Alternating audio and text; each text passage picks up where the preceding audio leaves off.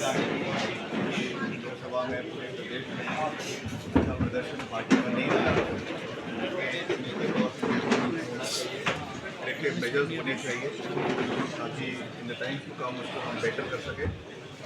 उसी उपलक्ष्य से आज इस बैठक का हमने यहाँ पे जो है वो बैठक को करने का निर्णय लिया है और द टाइम्स टू कम पूरी मजबूती से शिमला ग्रामीण में भी और पूरे प्रदेश में भी जो विकासात्मक कार्य हैं उनको आगे लेकर जाना ये हमारा दायित्व है, हमारी जिम्मेदारी है और हम पूरी मजबूती से जो जिम्मेदारी मुझे सरकार के अंदर है इसके अंतर्गत जो सड़कों का रखरखाव है, मेंटेनेंस है, अपग्रेडेशन है। आप जानते हैं कि PMJSY का कार्य शुरू हो चुका है।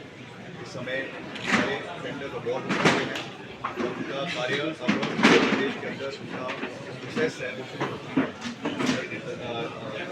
ज़मीन स्तर के ऊपर। उसका क्वालिटी ऑफ वर्क और समय के ऊपर वो कार्य पूरा हो उसका मैं अभी एक निरीक्षण पूरे प्रदेश का भी करूँगा और जो हमारे और कार्य जो चल रहे हैं उनको भी पूरा करने का हम हर संभव प्रयास आने वाले समय में करेंगे और इसी दृष्टि से हमने आयोजन किया है और कैसे हमने आगे की रूपरेखा बनानी है उस दृष्टि से आज इस बैठक का आयोजन किया है।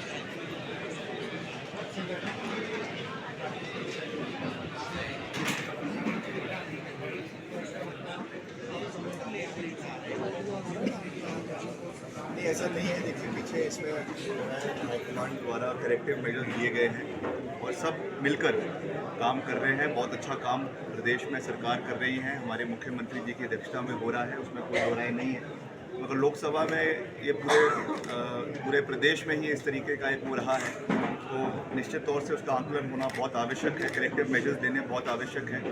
और एक बात ये ज़रूर है कि राष्ट्रीय स्तर पे मोदी मैजिक नहीं चला, अगर हिमाचल में चला है तो क्यों चला है उसके ऊपर भी जो है वो हमको जो है चिंतन करने की आवश्यकता है और कैसे उसको हमें आने वाले समय में इम्प्रूव करना है। क्योंकि एक बात तो अब साफ़ है, एक बात पूरे तरीके से साफ़ है कि जो ये मोदी लहर की बात पहले करते थे और जिस तरीके से अब सरकार का भी गठन राष्ट्रीय स्तर पर हुआ है उसमें एक बड़ा बदलाव अब जो है वो देश की राजनीति में देखने को मिल रहा है। तो निश्चित तौर से उसके रिपरकशंस आने वाले समय में प्रदेश में भी होंगे और प्रदेश के जो मसले हैं, जो प्रदेश के लंबित मसले केंद्र में पड़े हुए हैं, उनको कैसे हमने इस नए परिप्रेक्ष्य में उठाना है वो भी देखने के लिए जो है दिलचस्प होगा। क्योंकि हमने पिछले 15 महीने अब लगातार हिमाचल के हितों को उठाते रहे।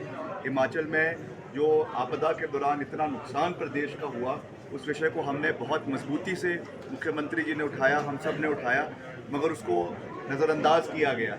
अब जो एक नए परिप्रेक्ष्य में ये सरकार का गठन हो रहा है, जिसमें नई सरकार बन रही है, अब वो कैसे हिमाचल की पैरवी उसमें होती है ये चीज़ें आने वाले समय में हमको देखना है। मगर मैं ये विश्वास दिलाना चाहता हूँ आपके माध्यम से प्रदेश की जनता को कि हम हिमाचल के हितों की पैरवी करते रहेंगे। जो विकासात्मक कार्य प्रदेश में चल रहे हैं उनको गति देना, उनको आगे लेकर जाना, ये हमारा प्राथमिकता है। मैंने चुनावों के समय में भी कहा था कि जो हमारे स्मार्ट सिटीज़ का एम्बिट है उसको हमें बढ़ाना है। पिछले कल ही मैंने इसके मुतल्लक वर्ल्ड बैंक के अधिकारी आए थे, उनके साथ मैंने बैठक करी है। चाहे आपका वाटर सप्लाई स्कीम्स है बड़े शहरों के लिए, धर्मशाला के लिए, पालमपुर के लिए, मंडी के लिए, और स्मार्ट सिटी को लाने की बात है, इसके ऊपर भी हमने तैयारी शुरू कर दी। अब जैसे ही सरकार नई बन जाएगी वहाँ पर, उसके बाद मैं दिल्ली जाऊँगा और वहाँ पे जो हमारे नए जो भी मंत्री बनेंगे जो कंसर्न डिपार्टमेंट्स के, उनके साथ मैं इस विषय को पूरी गंभीरता के साथ उठाऊँगा। Because we are committed to the overall development of Himachal प्रदेश।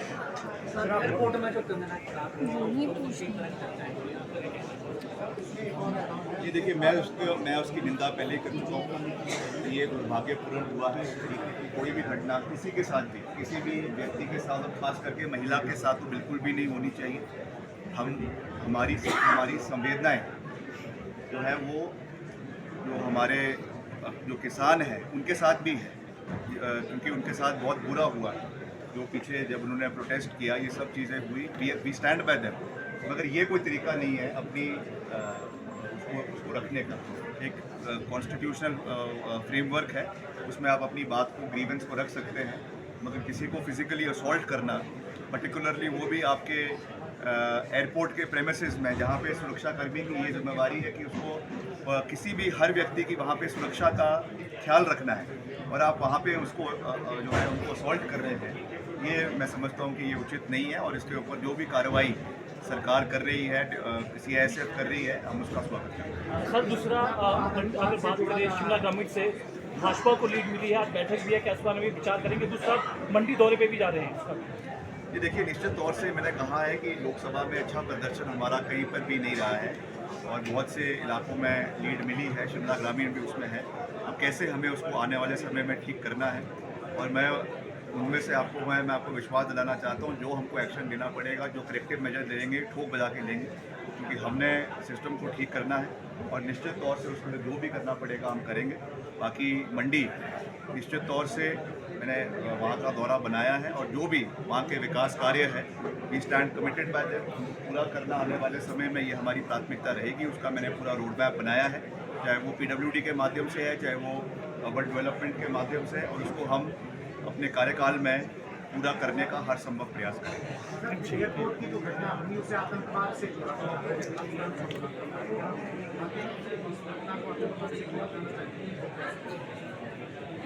नहीं, ये आइसोलेटेड इंसिडेंट है। जैसा मैंने कहा कि ये नहीं होना चाहिए था, मगर किसी भी व्यक्ति को आतंकवादी कह देना, ये भी मैं समझता हूँ इररिस्पॉन्सिबल स्टेटमेंट है। अब उन्होंने किस उससे लक्ष्य से किया है, क्या किया है, वो तो मैटर ऑफ इंक्वायरी है। जब इसकी तफ्तीश होगी तो उसमें चीज़ें निकल कर आ जाएगी, साफ़ हो जाएगी। मगर केवल सीधे ये कह देना कि ये आतंकवादी है, ये भी मैं समझता हूँ कि इररिस्पॉन्सिबल स्टेटमेंट है।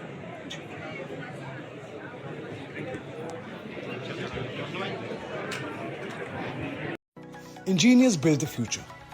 At Shulini University, our BTech CSE students are at the forefront of innovation, working on future technologies that are shaping the world. Hi, I'm Ashutosh. I'm a BTech CSE student at Shulini, and I'm fascinated by AI and its endless possibilities.